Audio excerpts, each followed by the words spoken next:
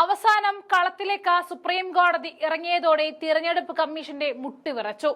കാൽക്കൽ വീണ് മാപ്പപേക്ഷിക്കേണ്ട അവസ്ഥയിൽ വരെ എത്തി.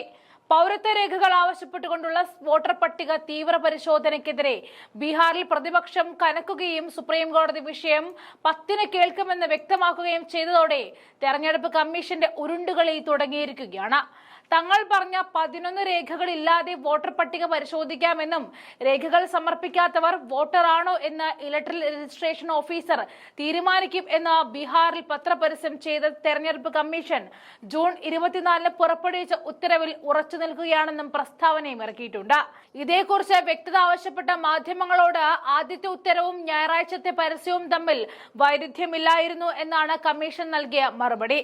ആധാർ കാർഡ്, പാൻ കാർഡ്, തൊഴിലുറപ്പ് കാർഡ്, വോട്ടർ തിരിച്ചറിയൽ card, driving licence, bank passbook എന്നിവ പൗരത്വം തെളിയിക്കാനുള്ള രേഖകളുടെ കൂട്ടത്തിൽ നിന്നും ഒഴിവാക്കിയാണ് 11 രേഖകളുടെ പട്ടിക പുറത്ത് വിട്ടിരുന്നത്. ബീഹാറിലെ വലിയൊരു വിഭാഗം ജനങ്ങളുടെ പക്കലും ഈ 11 രേഖകൾ ഇല്ല എന്നത് വ്യക്തമായതോടെയാണ് മറ്റു രേഖകൾ അംഗീകരിക്കാമെന്നും ഒരു രേഖയും ഇല്ലാത്തവരുടെ കാര്യത്തിൽ ERO തീർപ്പ് കൽപ്പിക്കാമെന്നും കമ്മീഷൻ പരസ്യം ചെയ്തത്. ഇത് നേരത്തെ പറഞ്ഞതിന് വിരുദ്ധമല്ലേ എന്ന ചോദ്യത്തിന് 11 രേഖകൾ നിർബന്ധമാണെന്ന് പറഞ്ഞിട്ടില്ലല്ലോ എന്നാണ് കമ്മീഷൻ നൽകിയ മറുപടി. പൗരത്വം തെളിയിക്കാനുള്ള രേഖകൾ ജൂലൈ 25-നകം സമർപ്പിക്കാത്തവർ വോട്ടർ പട്ടികയിൽ നിന്നും പുറത്താക്കപ്പെടും എന്നായിരുന്നു ജൂൺ 24-ലെ ഉത്തരവ്. എന്നാൽ അപേക്ഷാ ഫോറങ്ങൾ അന്നേക്കകം പൂരിപ്പിച്ചു തന്നാൽ മതിയെന്നും രേഖകൾ പിന്നീട് സമർപ്പിച്ചാൽ മതിയെന്നുമാണ് ഇപ്പോൾ പറയുന്നത്. ആദ്യത്തെ പിടിവാശിയിൽ നിന്നും ഏറെ പിന്നോട്ട് പോയ കമ്മീഷൻ അത് തുറന്നു പറയുന്നതിന് തയ്യാറാകാതെ ഉരുണ്ടു കളിക്കുകയാണ്.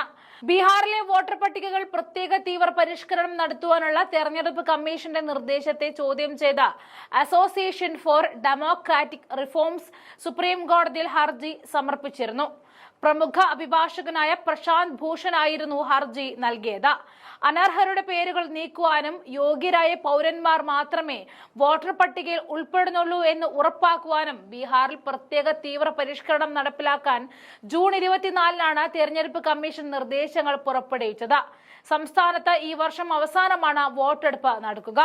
ഭരണഘടനയുടെ ആർട്ടിക്കിൾ 14, 19, 21, 325, 326, 1950-ലെ ജനപ്രാതിനിധ്യ നിയമം, 1960-ലെ വോട്ടർ രജിസ്ട്രേഷൻ നിയമം എന്നിവയിലെ വ്യവസ്ഥകൾ ലംഘിക്കുന്ന കമ്മീഷന്റെ ഉത്തരവ് റദ്ദാക്കണം എന്നാണ് ഹർജിയിലെ ആവശ്യം. ലക്ഷക്കണക്കിന് വോട്ടർമാരുടെ വോട്ടവകാശം നിഷേധിക്കുവാനും സ്വതന്ത്രവും നീതിയുക്തവുമായ തെരഞ്ഞെടുപ്പുകൾ തടസ്സപ്പെടുത്തുവാനുമാണ് ഈ നീക്കമെന്ന് പ്രശാന്ത് ഭൂഷൺ ഹർജിയിൽ ആരോപിച്ചിരുന്നു. വരുന്ന നിയമസഭാ തെരഞ്ഞെടുപ്പിൽ 2003-ലെ വോട്ടർ പട്ടികയാണ് ആധികാരികം എന്നാണ് കേന്ദ്ര തെരഞ്ഞെടുപ്പ് കമ്മീഷൻ പറഞ്ഞത്. അന്ന് 4.96 കോടി വോട്ടർമാരായിരുന്നു ബീഹാറിൽ ഉണ്ടായിരുന്നത്. ഇക്കഴിഞ്ഞ ലോക്സഭാ തെരഞ്ഞെടുപ്പിൽ ഉപയോഗിച്ച പട്ടികയിൽ 7.89 കോടി വോട്ടർമാരായിരുന്നു ഉണ്ടായിരുന്നത്. ഇതിൽ നിന്നും 4.96 കോടി വോട്ടർമാരെ ഒഴിവാക്കി. ബാക്കി 2.93 കോടി വോട്ടർമാർ ജനനതീയതി, ജനനസ്ഥല രേഖകൾ അടക്കം ഹാജരാക്കണം എന്നായിരുന്നു കേന്ദ്ര തെരഞ്ഞെടുപ്പ് കമ്മീഷൻ ആവശ്യപ്പെട്ടിരുന്നത്. ഇതിന്റെ അടിസ്ഥാനത്തിൽ വോട്ടർ പട്ടികയിൽ ഒഴിവാക്കലുകളും കൂട്ടിച്ചേർക്കലുകളും വരുത്തുവാനുള്ള നടപടികൾ ആരംഭിച്ചതിന് പിന്നാലെ ഇന്ത്യ സഖ്യം ശക്തമായി അതിനെതിരെ രംഗത്ത് വന്നിരുന്നു. ബീഹാർ തെരഞ്ഞെടുപ്പിന് മുന്നോടിയായി വോട്ടർമാർ പൗരത്വം തെളിയിക്കണമെന്നുള്ള കേന്ദ്ര തെരഞ്ഞെടുപ്പ് കമ്മീഷൻ നിർദ്ദേശത്തെ രൂക്ഷ ഭാഷയിൽ വിമർശിച്ചുകൊണ്ടാണ് ഇന്ത്യ സഖ്യം ആഞ്ഞടിച്ചത്. ആ ഇന്ത്യ സഖ്യം തൊടുത്തുവിട്ട അമ്പിന് മുന്നിൽ ഇപ്പോൾ സത്യം പറഞ്ഞാൽ തെരഞ്ഞെടുപ്പ് കമ്മീഷൻ വീണിരിക്കുകയാണ്.